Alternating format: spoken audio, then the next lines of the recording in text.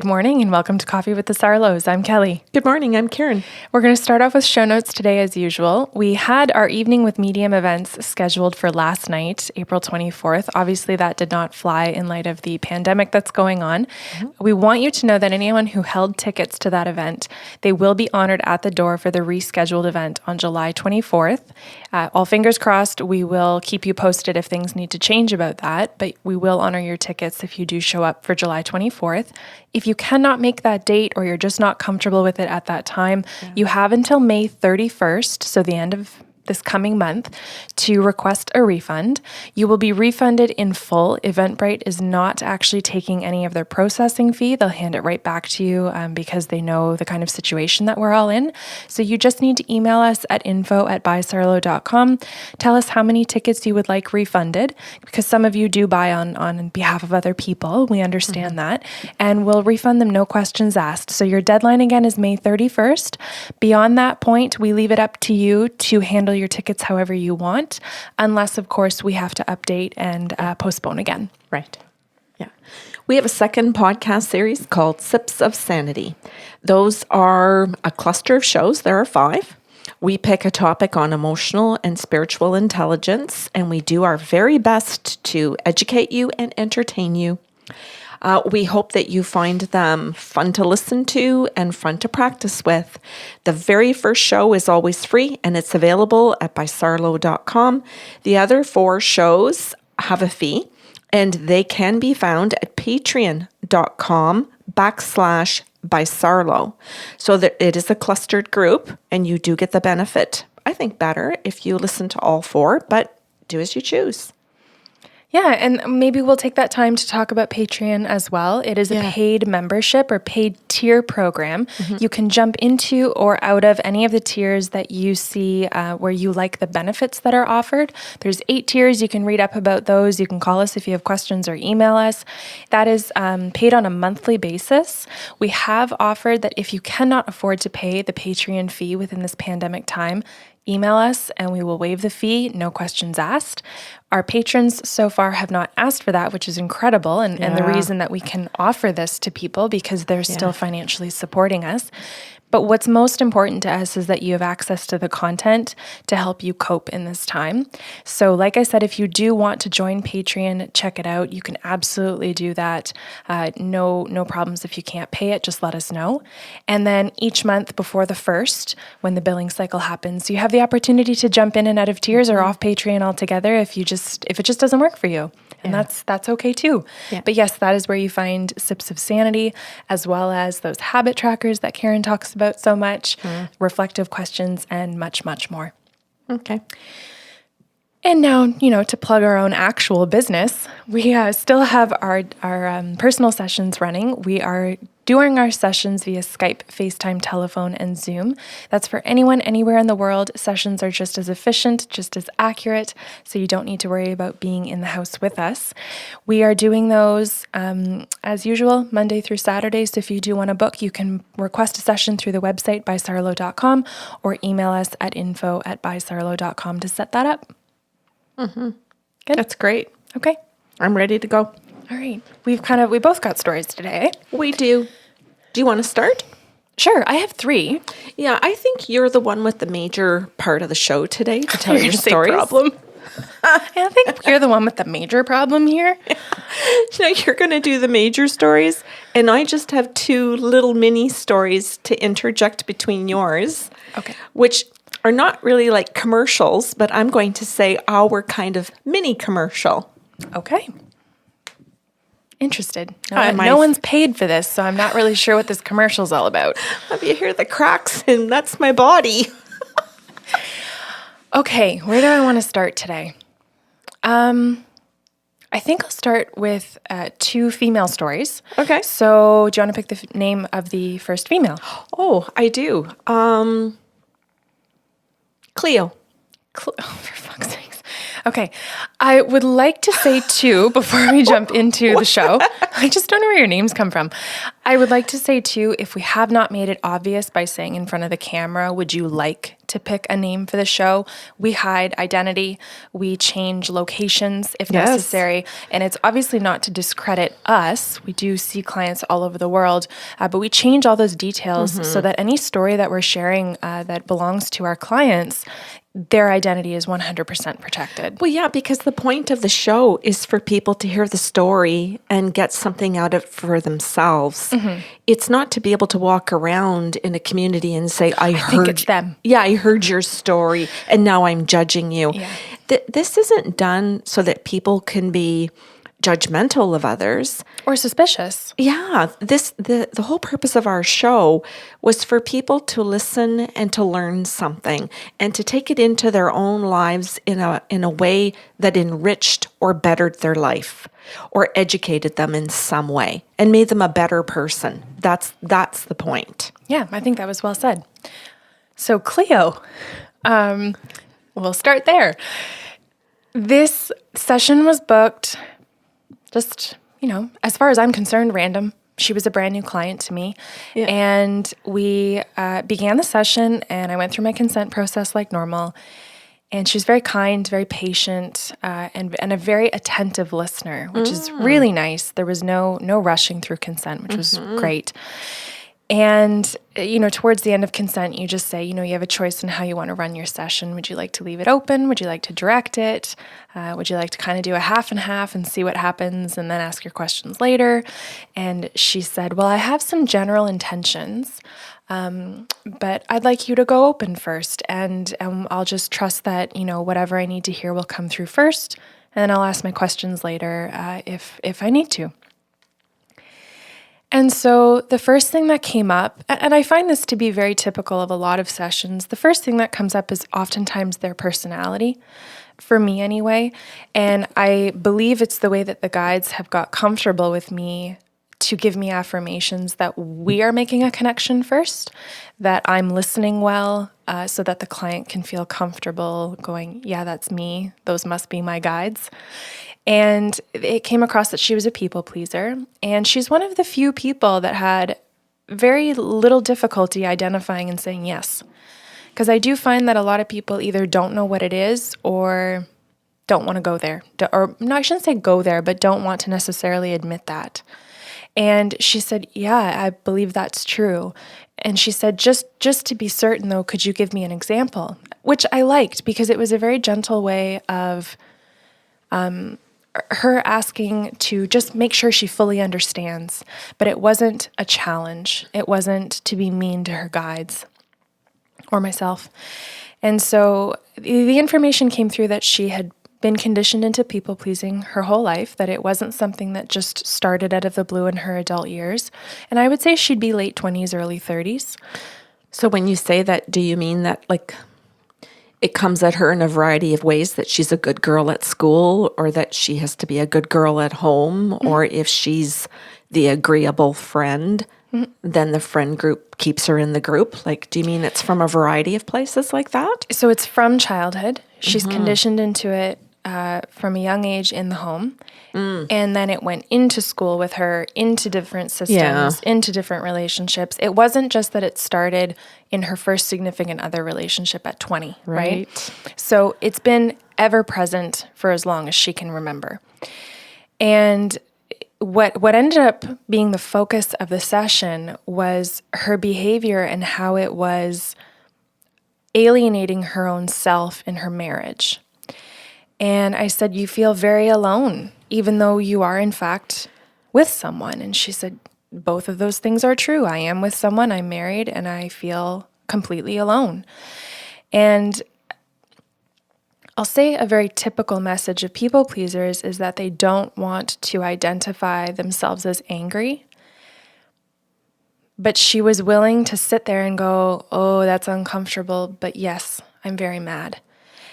Because she's so afraid of how people will react to her if she admits to her anger. Right. And with people pleasers, they're not allowed to. Right.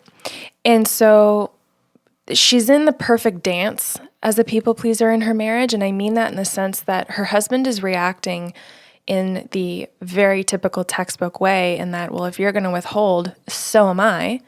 And like, he's not working for the relationship. He's not saying, let's get healthy. He's just saying, well, fuck it. And he's doing what he wants. Right. Which, when you're a people pleaser, you further withhold to see, are they going to see me? Are they going to miss me? Are they going to notice that I'm not there? So she might do things for him or do more for him in terms of acts of service. Oh, she'll never do enough. Exactly, which is what came through. Yeah. And so I was describing all of this, and she was very good and very paced. That's what I mean by good. That she would really sit, and you could see that she was processing the information instead of just going into people pleasing me as the professional and saying yes, yes. Like, she was really, really doing her work. That's a lot, and that's a young age to be willing to do it. It's exhausting. Well, and like amazing for her, because boy, it gets harder and harder with the decades. Oh, that's fair. Well, it does. It gets harder with the decades because you've got more to grieve. Ooh, that was good. Yeah. Oh, you did that very well. You have more to grieve. There's so much. So what ended up coming through, I'll say relatively quickly, she goes, well, you're talking about exactly what I want to touch on, but can I ask my pointed question? So absolutely. And she just said, I want to know if my marriage is going to survive. Sorry. Which is, no, and it's fair, because I think when you are educated and you know, and you can see this dance with these two people, you know it's a no. You know it's already not surviving. That's right. They're just still married. Yeah. And I had just said to her, it can't. Like, the guides are saying that you have so far been unwilling to educate yourself. You're just continuing on in your pattern. You're getting more and more comfortable with being angry at your husband, but it's not actually the anger that's yet catapulting you into a different action, right? Because we can get to a certain place of getting so angry that we do something about it, hopefully productively. And so it was essentially, the guides were saying you're at a stalemate. Both you and your husband unwilling to make one move at all that would be healthy. This is brilliant. And thanks for saying that. She thought so as well. Yeah. So instead of being mad at the messenger, instead of being even more angry at him, she sat there and actually, I won't say for the first time as a people pleaser, but again was willing to take responsibility for something, but in a healthy way this time. Yeah, well, and she's willing to learn. Yeah. Because if you don't have the toolkit or the person like you or a therapist or, I don't know, it can be a book, it can be a number of things. If you don't have the tools to identify your own people pleasing and learn to deal with it, because that's all she can do is deal with her own stuff, then as you said, she's responsible for stalemating 50%. Yes, and that's what came through. And I had said to her, so far you've done no work, not within the session, but within the marriage. Yeah. And she goes, well, I guess that's true. Yeah, and she would believe that she has done tons of work, because you can work at trying to change the other person. You can work at feeding the kids or socializing or working and paying the bills, cleaning the house. Like, I could give you a long list of work that she could be doing. She could be working at avoiding, because that's also work. You have to work hard to avoid your shit. So there are lots of things you can work hard at and truly believe you are working. I am working super hard at changing my husband. Yeah. Some people work extremely hard at changing or trying to change a partner and don't think, well, if I stop doing that and just worked on me, what could happen here? So she took responsibility for the very little work that she had done so far. Yeah. And what ended up coming through, because I just said to her, Cleo, I said, well, I'm also being told from the guides that your husband has very outwardly expressed that he has no desire and no intention of working. Oh, well, there you go. There's your answer. And she goes, yeah.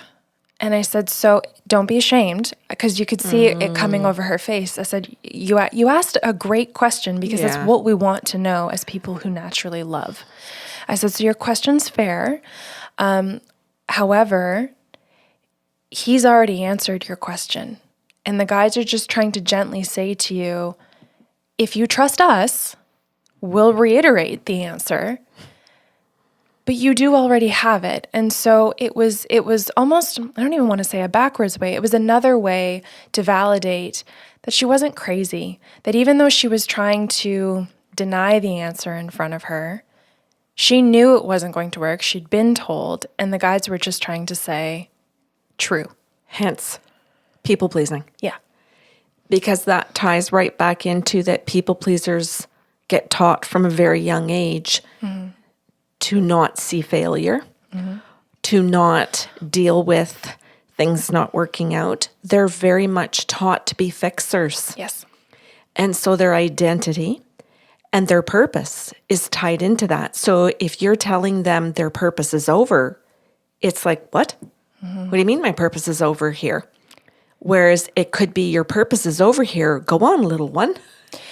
Well, and this change your purpose now. Yeah, and this was the second part of the session where I said, are we okay to go open or do you have more questions? And she said, no, I think you should continue. And good for her. Yeah. Oh, she was great. I would love to see her again in a heartbeat.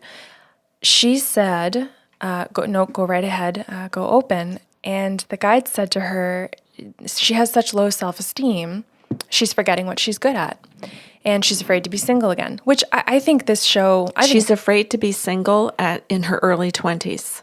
Late 20s. Late yes. 20s. Yes. And I think this show is so universal. Yes. As much as the rest of them are. So the guide said, she's afraid to be single, but could you please point out that she's been single for many years in this marriage? Yeah. And that she's actually very good at it. And she could you could just see her face shift. And I went, the guys aren't making fun of you. Yeah. They're trying to actually illustrate you have done an excellent job at being single. I said, is it true that you still find joy and happiness in all of your hobbies? I said, I'm hearing that you're not depressed. And she goes, can you say that again? I said, do you still find joy in your hobbies and in the things that you like? And she goes, yeah, like I can feel happy. I still get joy from those things. I said, that's a good indication that you are not in a depression yet because your life is still your life. And without him or just without him in the picture on an hour-to-hour basis, she can get into a great headspace and feel really good about herself. And so the guides were saying, this is where we want her to understand she's actually really good at being single. In fact, you can tell her all of her hobbies are single hobbies. They don't involve partners or, a buddy that you have to do it with.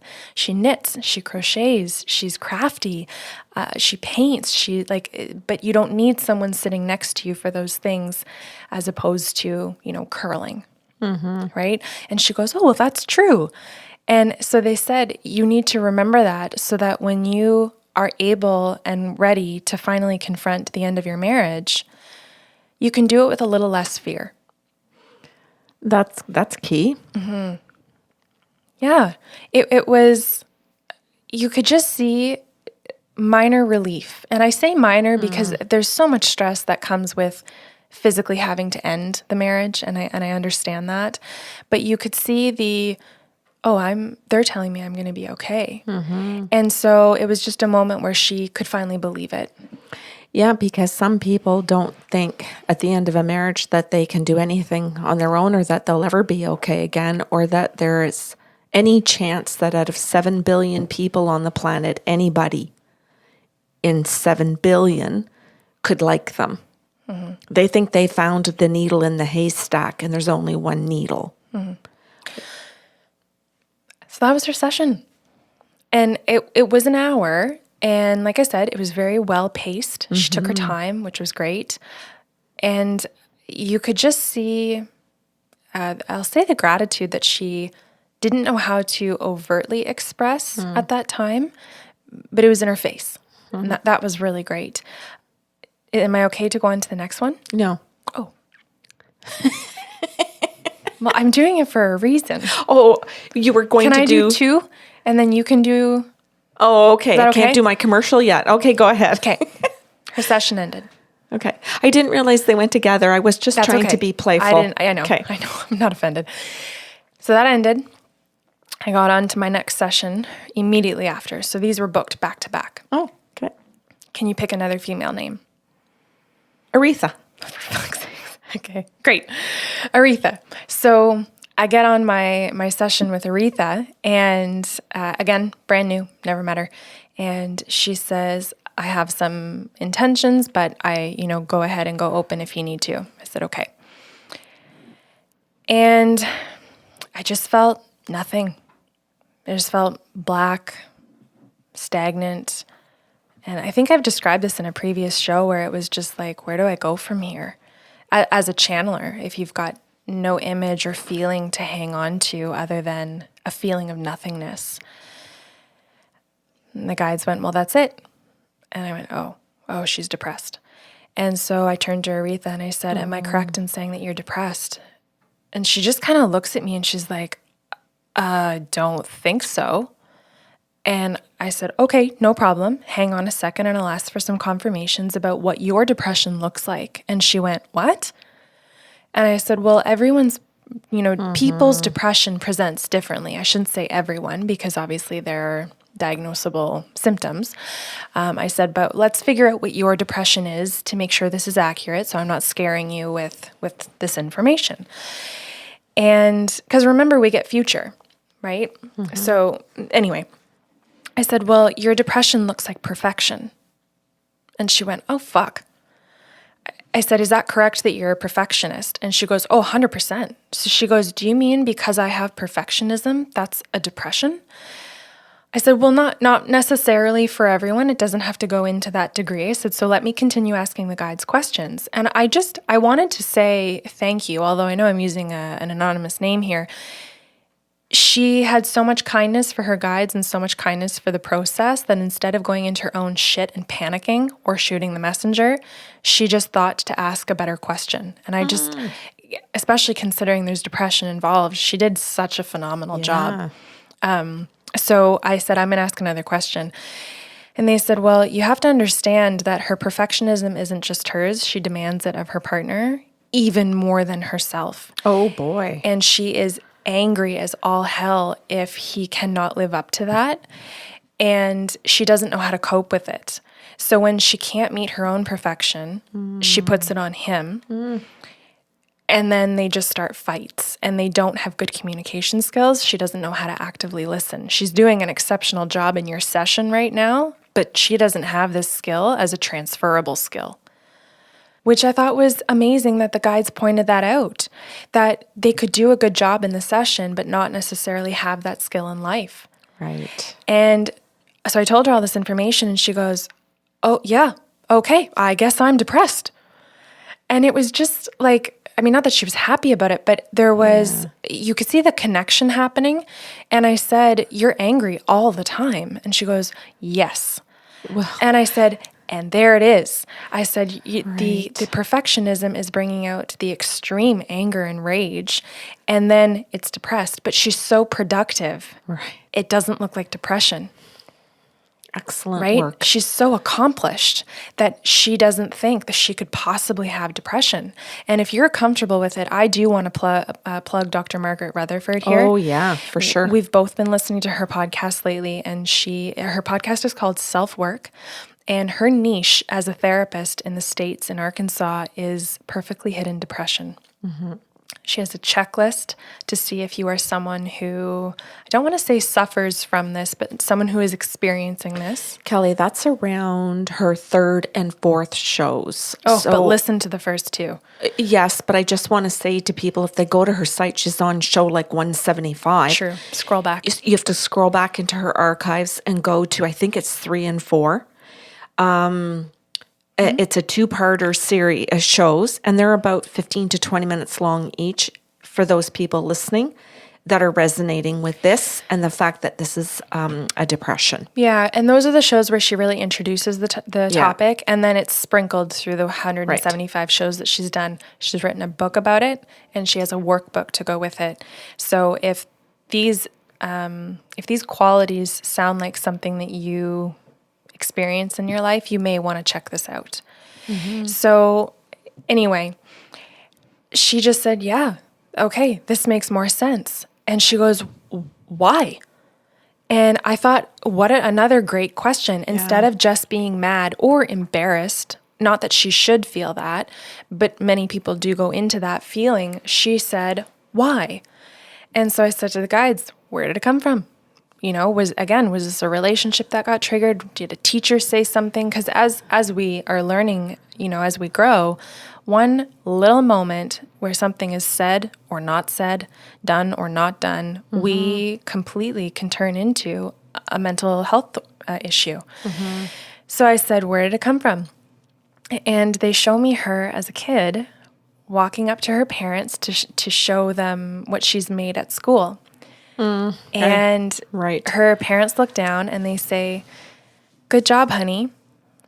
Looks like praise. And then they go, but we expect that of you.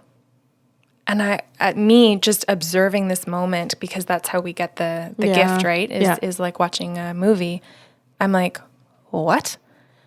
Right. And what was that second part? And so it's such a small comment, but it hits like a boulder. To a 5-year-old. Oh my God. So she walks up with a little spelling bee or a little test, and I can see her at different ages handing them report cards. Good job, honey, but we expect that of you. So they acknowledge, and then they dismiss the actual accomplishment. Totally. And so she learns not to celebrate herself, that she should just expect the 90. She should just expect everything. And the thing is that she wasn't necessarily always a 90 student or an A+ student. If she came with a B+, which is, and not to be rude, but an average mark, good job. So they did acknowledge that is a good grade. Yeah. But we expect a B. Well, when she got progress and started to see A's or A+, it was the same response. Right. Yes. Oh, withholding. So we Beverly can't- Angel, the verbally abusive relationship. There you go, folks. No, Patricia Evans, the verbally abusive relationship. Oh, what did I say? You said Beverly Angel. Oh, shit. Which stimulated the people pleasing in the first show, or in the first client story. Yeah. So she was never even allowed to celebrate her progress from going from a B+ to an A to an A+. It was just, well, we expected that of you all along. And she was like, holy shit. And I said, if you don't have memories for this, don't say yes or no. Just sit with it, and you can take time over the next week to think about if that occurred. And she goes, no, that happened. And I was like, oh, okay. Because sometimes we block these memories. And she goes, no, that is a thing. And so there it was, her roadmap. That's expected of you. Yeah. And now every single time she has a task. Can you imagine how mad she was? At 5 years old. At 5 years old, to be told that instead of celebrated or encouraged or just, that's awesome. Like, could you imagine how hurt you feel and how angry, how frustrated, how disappointed you are in your parents? Like, there's so many. And yourself. Oh, yeah. So, like the guides always do, they came through to offer her tools. And I said to her, would you be comfortable with that today? Because it's one thing to hear and be able to acknowledge what you're experiencing, but it's another to be ready to do something about it, much like the previous client story. And so she goes, yeah. And I said to her, the first thing that I'm being told before I even give you the tools themselves is that the guides are wanting to indicate to you that when you start to work on yourself, it isn't about being perfect. You can't perfect these tools. You can do them well. You're going to stumble. You're human. So working on these things is going to trigger some of your perfectionism. And your tendency is to be hard on yourself when you don't do things 100% right. Stop right there. Her tendency is to be hard on herself because now the parents have instigated a belief system and they don't even have to be around for it anymore. They just implemented it, made her practice it, and then they can walk out of her life and she's going to continue to run that story, that storyline, every day for the rest of her life with her partner. And when he leaves, it'll just be the next partner. That's why she has to do the work on herself. Yep. Yeah. And so, I mean, as you're saying, her story now runs as I expect, which is one of the reasons that we can block out where it originates from, right? Because now the story isn't we expect it. Her story somehow along the way became I expect. Yep. Which is pretty neat. And she was like, holy shit. And so I said to her, if you've got your bingo squares out, The Nice Girl Syndrome by Beverly Angel, because, and she can be quite mean in her perfectionism and her standards to herself and her partner. Who isn't? But it comes from the actual false beliefs of the people pleaser. Right. Yeah.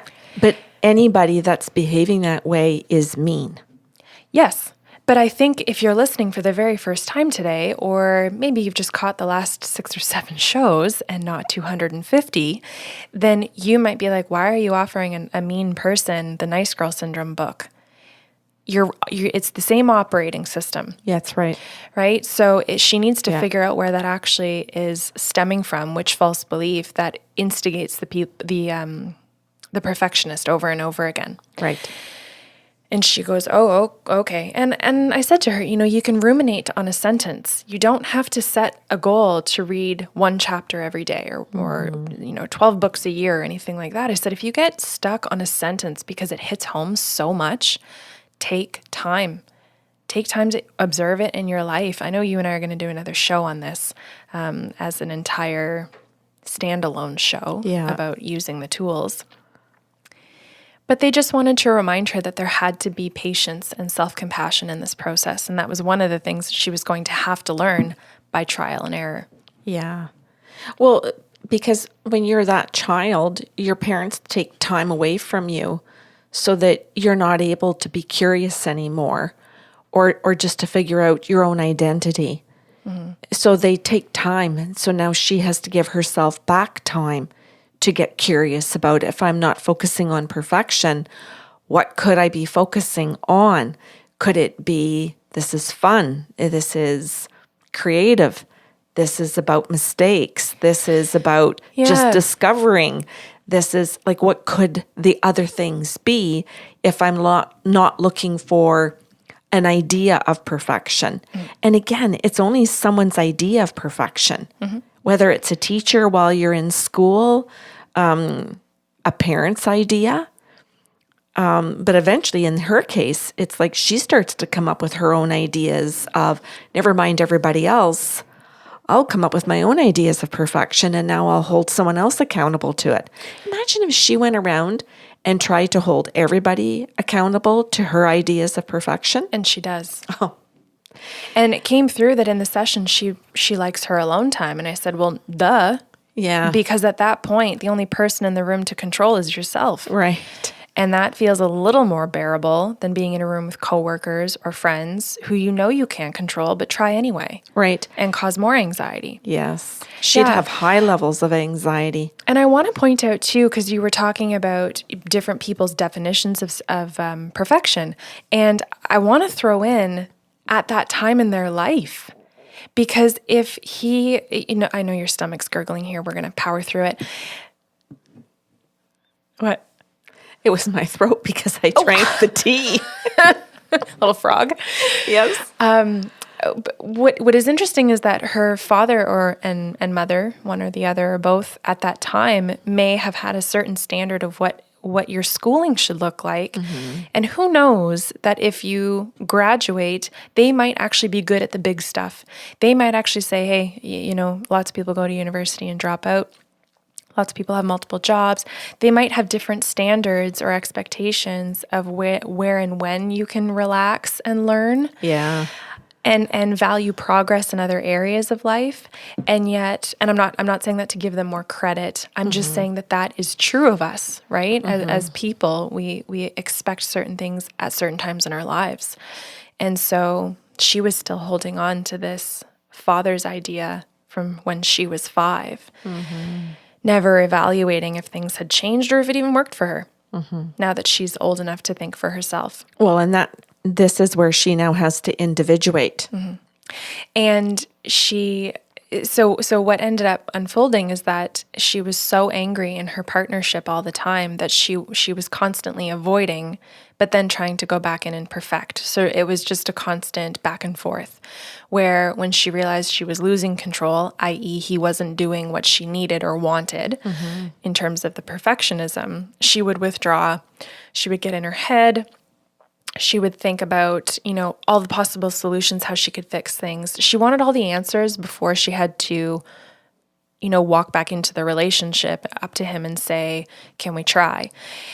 And that made it not a collaborative experience. And she goes, what? And I said, well, that's not a partnership. That's not collaboration. If you're off in your room ruminating over needing to have all the answers and you think your job in the relationship is to have them for the both of you. She's trying to parent. Yeah. And not just that, but like authoritarian parent, which isn't even healthy. Well, she's trying to do what her dad did. Yes. Only now she wants to be her father and she wants to do it to someone else. And she doesn't have a good little girl. That's right. Who's following everything. Yeah. This dude is like, whatever. Well, he's who she wants to be. Cool. Right? And she was like, well, all right then. And I think he's who she wants to be, and yet she wants to squash that in him. Well, yeah, we want to hurt when we're hurting. Yes. If we're not evolved enough or aware enough to understand that's what we're doing. Right. Right? And I think it's obvious to say too that when we're hurting, we want another person to hurt, even when it's actually to express what they've done to hurt us. We want to see remorse. Right. Which is a form of hurt. Yeah. Right? Yeah. So anyway, it was an absolutely wonderful session. And again, they gave her the tools and just said, start here. And I think this was another really interesting thing. They didn't layer on 5 tools. They said, here's one, start here. Yeah. Because the perfection was going to kick in too quickly. The guides knew that and just said, when you're done, and I said this to her as a human because of what the guide said to me, when she's done, tell her she can email you and ask for the next tool, that it doesn't need to be another booked session at $125 an hour. And I went, okay. Because that's simple. Like, why should you have to spend crazy amounts of money to know that you can pick up a book?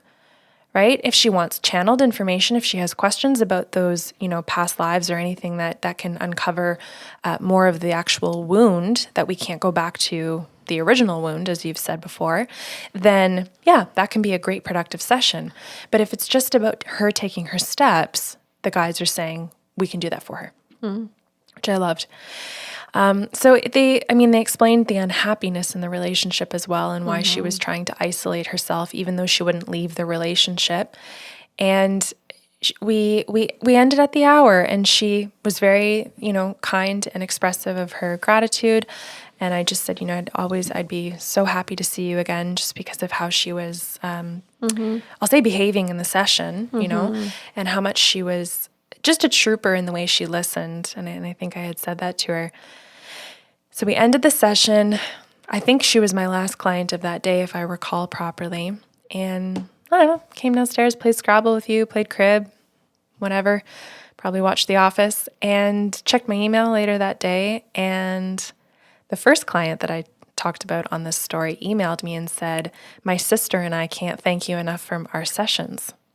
And I was like, I didn't even know they were sisters. And I thought, well, that's really cool that they booked back to back. They never told me anything. They didn't say, my sister's before or after me or anything like that.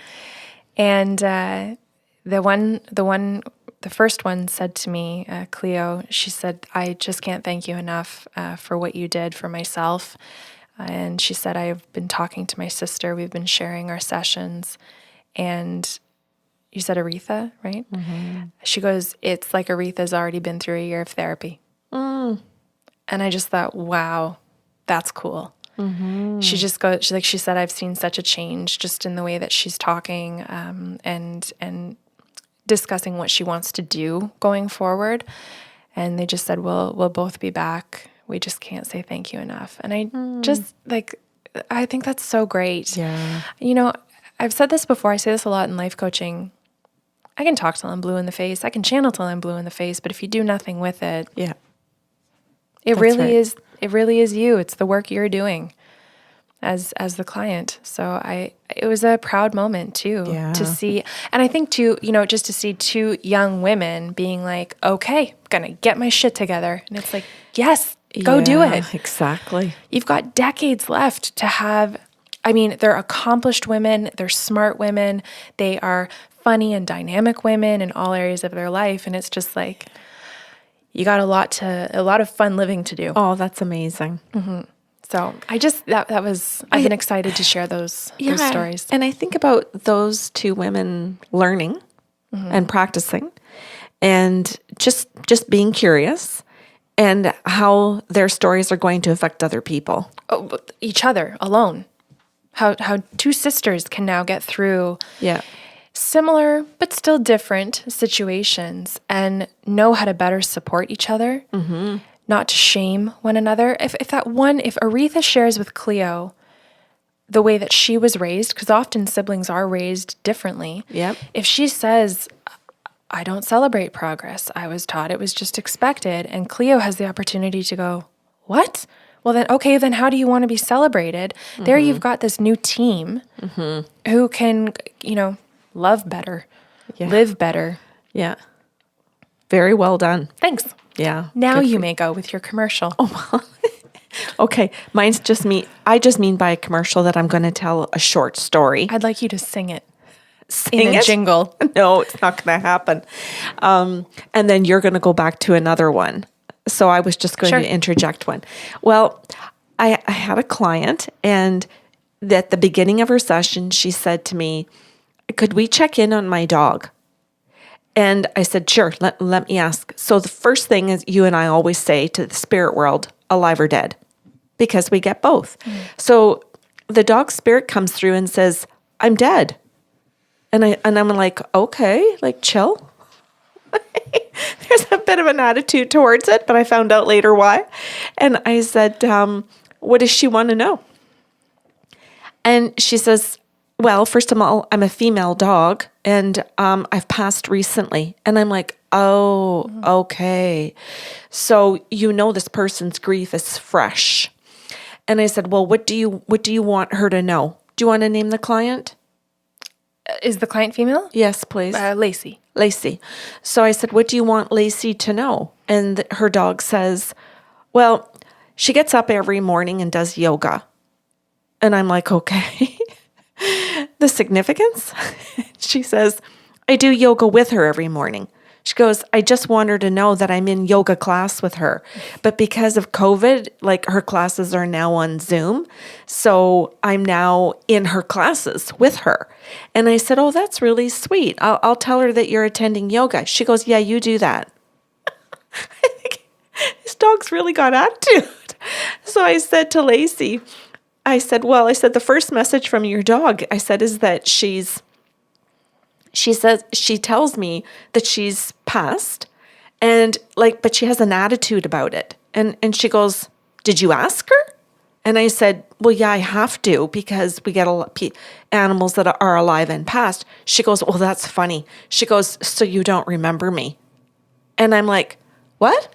And she goes, I saw you 2 weeks ago. She died 2 weeks ago. You've channeled her before. I went, oh, that explains her attitude. Like That's funny. So, yes. Oh, that is so funny. And then I said, okay, well, her message for you is that you get up each morning and you do yoga. And I said, and she goes, yeah, I do. And I said, well, she says that she goes to yoga class with you. Like she participates. And she goes, what? And I said, well, she goes to yoga. I don't know how else to say this. I said, she's just saying she goes to yoga class. I'm now confused. I said, I don't know how to word it any other way. She says she just attends class with you. She says, Karen, she says, every morning I get up and I do yoga. And my dog was cremated. And her ashes are in an urn. And when I go to my mat, I bring the urn from the bedroom into my yoga space and I put her down near the mat. Love it. So she says, so she's literally on her mat mat with me. Oh, fuck, that's cute. Wasn't it sweet? Yeah. And I said, how do you feel? And she goes, I really like that. Mm-hmm. She said, that's a wonderful affirmation. Thank you. And I think this is a lovely story today because it's just simple. It's not huge. It's just something small about going to a yoga class and sitting with her human who's missing her. Yeah. Cool. Simple things. Thanks. Yeah. Do you want to go again? Because I only have one more. What do you want? It doesn't matter. Okay, I'm going to do another one and then you Okay. can finish. So the second story is another client one with a gentleman who called and said basically the same thing. This gentleman asked if I had any messages from his dog. And so I said, okay. So I said, alive or dead to the spirit world. And they said, dead. I said, okay. I said, what do you want to tell him? And so his dog comes forth and he's got a rubber duck in his mouth. That's so cute. So I said, oh, your dog's approaching me with a duck in his mouth. And he goes, ooh, like this. And I said, well, it's a rubber duck. And he goes, oh, what? And I said, well, I don't know. I'll have to ask him to explain everything. I don't understand why. So I want to say the dog says to me, but Yeah. I'm just going to say it that way. So the dog says to me, well, I'm carrying the rubber duck because this was my duck. And so when I was a puppy, they bought me this to play with in my pool, this little kiddie pool. Yeah. And they put floaty farm animals in my pool. And I particularly liked the bright yellow duck. And so I would pick up my duck and I would take it everywhere with me. It was supposed to stay in the pool, but it went everywhere. And eventually they'd try and put it back in the pool, but eventually they just gave up because the duck was going everywhere. It went in the car with him. It just went everywhere. Really cute. Went into his bed at night. He just snuggled his duck. That's cute. He snuggled his duck. So I explained this and he goes, yeah, that's true. And I said, your wife has recently found the duck in the garage. And he goes, just a sec. And he turns his head, and I don't want to do it because of the microphone, but he yells back, babe, like this. And I hear him screaming at his partner, babe, you got a second? You got to get in here. So I wait a moment or two, and his partner comes into the room, and she goes, what? But she doesn't want me to see her, so she's out of range. And he goes, did you find the dog's duck in the garage lately? And she goes, yes, like this. She goes, why are you asking me that? Don't you have an appointment with a medium right now? Like she's uncomfortable. She doesn't want to be part of this. And he goes, yeah, I think you better stay and listen to this because she's talking about the damn duck. And he goes, and I just asked about Max. And she goes, okay. And he goes, so did you just find it in the garage? And she goes, I did. I found the farm animals. Like this. Cute. And I said, well, don't say anything. I said, I'd like to find out why your dog has brought this up. So I said, now I know the dog's name. So I said, Max, why did you bring this up? And he goes, well, their oldest daughter just got a puppy. And she went through the garage to find a baby gate that they use for puppies and not the pool, but the farm animals, just some toys that they thought they could pass along to their oldest daughter. So my duck is going to the puppy. And I'm like, oh, that's super cute. I said, so are you the puppy? I said, is that what you're telling me? I said, are they going to ask that? And he goes, well, they never would have if this hadn't have come up today, but I'm the puppy. And I'm like, oh my God, my heart is just melting. So I'm like, okay, well, hold up. I got to know something. I said, are you going to tell me what kind of breed? And he goes, you suck at breeds. And I'm like, I do. But could you help a girl here? I totally do suck at breeds except Labradoodles, German Shepherds, Great Danes, Dalmatians. I can pick basic breeds, but I do suck. And he goes, well, I'm just going to say that I'm like a golden color, but the dog is more like a mutt, so you're not going to get it right. So he goes, so let's just say like that the dog is a golden color, but it's not a golden retriever. And I'm like, oh, okay. So then I brought this up and I said, well, your oldest daughter just got a puppy. And then you see his partner's face, like she literally like comes right into the camera view really close. And she goes, no shit. her face is like right in the camera face. I can't even see him anymore. And I said, and you're going to want to know if the puppy is him, like Max, that's come back. And he's saying yes, that he loves your family. And she just loses her shit. She's just down on her hands and knees, like in a cry, but I'm going to say like an ugly good cry. And then he gets off the couch and he's like, oh, babe, you okay? He's calmer. And she's like, ah! She's all happy. And he's really like, cool. it's okay, babe. Like, it's cool. And she's like, I got to go get the duck and show Karen. So she takes off, comes back and shows me the little, oh my God, it's like a yellowy black. Like it's just destroyed, but it's still a good solid duck. He'll be happy to have it back. That's the point. He's getting his duck back. Imagine wanting to come back to Earth for a duck. Isn't that, well, in the Toy duck. family. I know, I'm just kidding. Hello. Yeah. Anyway, it just little short stories I thought were just adorable. Very much about love from our pets to us as human beings. And then back to your stories. Well, this is actually really funny that you decided to interject with 2 dog stories because this next one that I'm going to tell, I tried to tell on another podcast. It was taken down, so I'm redoing it. Okay. But in that first recording, I specifically said this was one of my all-time favorite treatments I've ever done. Okay. And I said, which is saying something because normally my favorite treatments are dogs. And here you are, my second attempt at recording this, leading with dogs. I don't even feel like I can follow now. But it is a really great story, and I for sure want to tell it. But thank you for your I like stories. this show so much. Yeah. I think it's a good COVID show. Hopefully it's a feel-good. Yeah, I hope people are like really settling into the stories and listening, having some humor, some touching moments, learning about hope in relationships again. Like there's just such a variety here. Anyway, go. Okay, so now can I pick the same name that you chose for me the last time I recorded this? Yeah, I don't recall, so by all means. You chose the name Clyde. Oh, okay. It's a male client, and you picked the name Clyde. And this is actually significant, which is really cool. Okay. So... Oh, that's too funny, because I was just going to say, do you want to change the name again? No, and normally I would because it's a weird name. But anyway, it was great. It worked out very well. Significance. Okay. Yes. Okay, so this gentleman came for his session, or we were doing his session, I should say, and he is so open. He's a great regular. I just adore having him. And he just said, go open.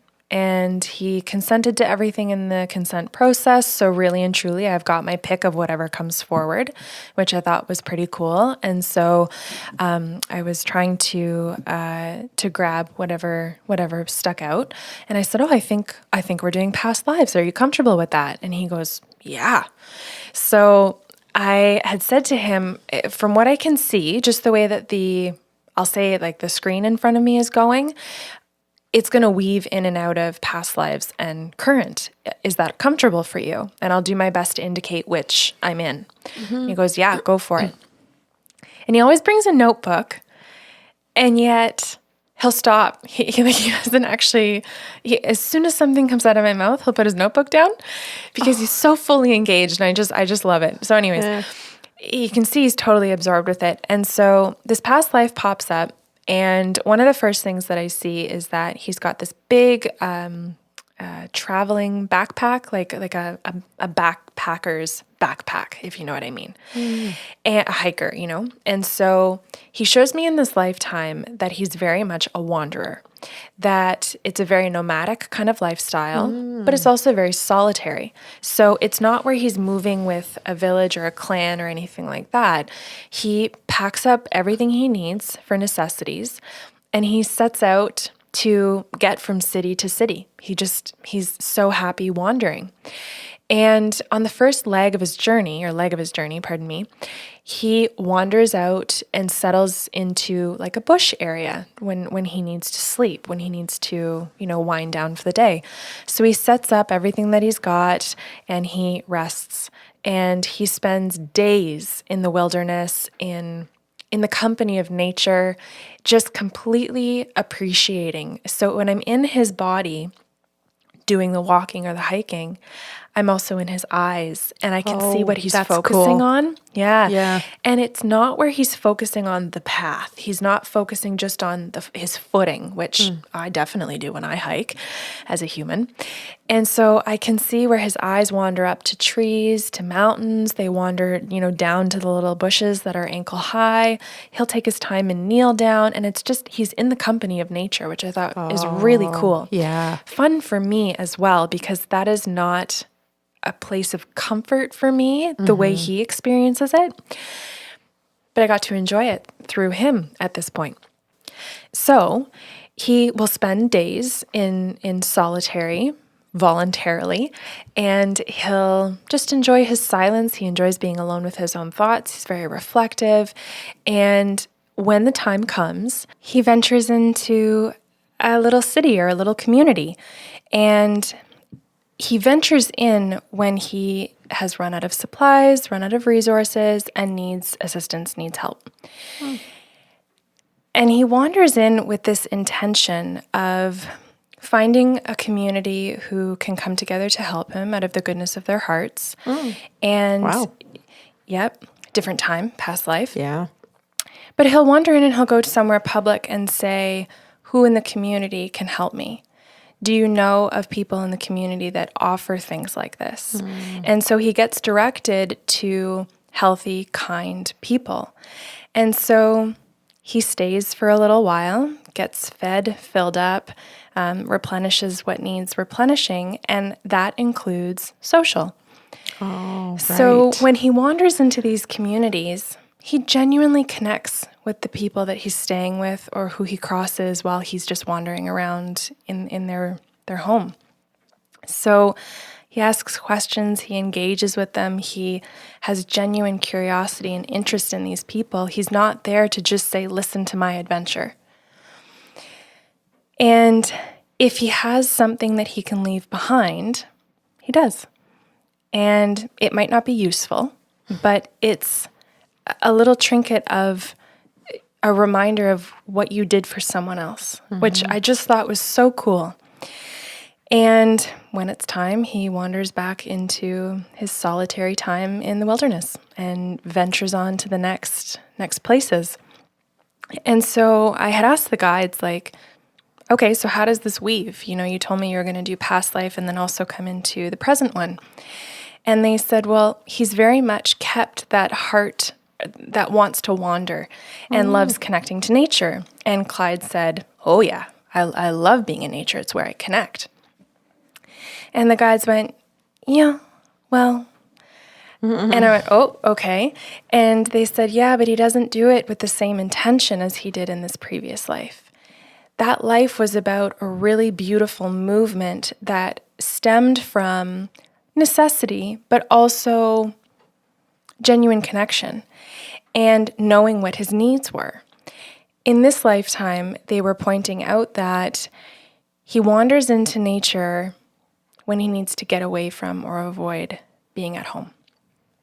And yes, he loves nature. He's creative. He does photography. He paddles. He's got beautiful hobbies and genuinely enjoys them.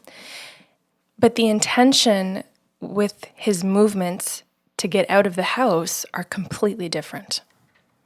It's, I don't want to be here, so I'm going to go over there. And when I flash back into the past life, He never exits the bush or the village and thinks, I don't want to be here. There's a sense of, I'm looking forward to what's over there. I thought that's really cool. And so I asked him for his affirmation. I said, is that correct? Like that there is a genuine love, but that it's always stemmed from an avoidance of dealing with not being happy at home. And he said, absolutely. And Parker's got his panda. Okay, buddy. And yeah, he just went, oh, okay. And so it was about intention, and that he could stay out in the wilderness as long as possible to continue avoiding. And there were moments where he was out there where he really forgot and was really immersed and happy and great. But then he moved back into the house from a sense of, it's been a couple hours, I should. So it came from this place of obligation as opposed to good intention. And he just went, oh, yeah. And that was the parallel that the guys wanted to draw for him, to say, you still have the best qualities of this past life that you loved, but your movement is the point. And while you think you move lots, you don't move at all. And I think that was pretty remarkable, substantial. It's beautiful that his guides are explaining that. Mm-hmm. And that if he chooses, maybe in time, if he chooses to see it and see his intention, then... Mm-hmm. Yeah. Oh, yeah. And he's self-aware. He can validate, and he works hard, I should say, to validate the things in the sessions, which I'm very grateful for. It was just a really cool illustration of that he could still feel connected to this piece of himself. Yeah. Didn't have to lose it, could still love nature. It wasn't that the guides were saying, stop doing that. Right. It was, change your intention when you walk out of the house. Mm-hmm. And that if you genuinely cannot shift the intention to, I would like to go home, I would like to work on these things in my home, in my marriage, in the relationship, then what are you doing going home? Yeah. To that one. Yeah. Mm-hmm. And so, beautiful. Yeah, I just thought, hopefully that sits and hits home enough that he reconsiders how he moves. That's beautiful. I love your stories. Thanks. All three of them. Thank you. And you said it was going to be apropos about the name? Oh, so yeah, I want to say this very sensitively because obviously we make sure identity is completely safe when we're telling client stories. So I had asked his permission for this show. It's very intimate. And I said, he goes, oh, Clyde, because we had talked about this show previously being tried to air and being taken down. And he goes, that's funny. I had a cat named Clyde. I was like, of course. Oh, okay. Of course. Right. Karen would do that. Yeah, so he just said, absolutely, go ahead. And I think that's really cool and brave of him too, because as you were saying in the beginning of the show, it's so that people can take these lessons and think, oh, do I head out the door to work like that? Do I go home from work like that? Mm-hmm. Do I go to my kids' hockey games like that? Yeah, I got to get out of here. I got to go to the gym. I got to get away from here. Mm-hmm. I can't wait. I think some people who maybe, how do I say it? I think that's part of the isms, like workaholics, alcoholism. Jesus, eh? This is fun. Yes, honest. You're right. But it's part of that. I don't know what's happening in COVID days, but it's part of that. What do I do, or what can I get an attachment to where it becomes obsessive and a problem in my life because I'm avoiding something? That's what I meant. Mm-hmm. Yeah, and it's neat that you say that it becomes a problem, because I think there are a lot of people who could think, well, I don't have a problem. I like my hobbies. I garden. I do pottery. I see my friends. I knit. And they can list all the things they do. But as much as they enjoy the hobbies, it allows them to avoid. Yes. Yeah. So anyway, I deeply appreciated all three of those individuals. And as you know, if we're lucky, we get to have a little bit of memory for a period of time about sessions. And those hit home. Those hit home because I think at different points I've struggled with all of those things as humans do. Oh, yeah. And that's the intention of this. So, yeah. Those are great questions to add to emotional intelligence. Do I leave or do I do something to avoid or do I do it to go joyfully to it? Yeah, I've said this in coaching a lot where, we go through certain sessions and I'll say to them, if you cannot replace the word should with I'd like to, reevaluate. Yeah. Oh, there's another good question then. And I mean, that doesn't suit the things that have to get done, like paying bills or cleaning, but you can still reset your intention when you do those things. And that's the point. Thank you very much for the 3 stories. Yeah. Thank you for calling me out and telling me to do more stories. Is that fair? Yes. Yes. We were very gentle about it. So I think it's only fair that I give you that credit. Well, and also just trying a different format with the shows. Yeah. You did 3 main stories and I interjected 2 quick little things. I don't know where you got the name commercial from for those. Yeah, they weren't, well, I'm calling them our commercials. I don't know why. We're not calling them those. Okay, we'll drop that. Okay. Yeah, thank you. Because especially since we've gone to camera, I know I've said this before, my head has been so in the process of recording that I've found it difficult to come to the table with my own story because I'm in my technical head. Yes. So it's been nice to be sort of able to just take one hat off and hope that the editing process goes well. Yeah. And I think too, Kelly, just that when people hear you adding to the stories that I was telling, that they might not realize that you have all the same gifts if they're just cluing into one show and not understanding that you're not interviewing me. You and I are equals at this. Thank you. And I think that's important. If people have been following us since the very first show, they might know that more. But if they're just on YouTube and grabbing one show, they might not see it that way. I appreciate that. Yeah, and it's variety too for both of us. You're a great mom and business partner. Oh, well, thank you. Amongst many other things. Okay, so is that good for today then? Yeah. Okay, so if you have questions or comments about today's show, you can email us at info@bysarlo.com. We hope that you have a wonderful rest of your day.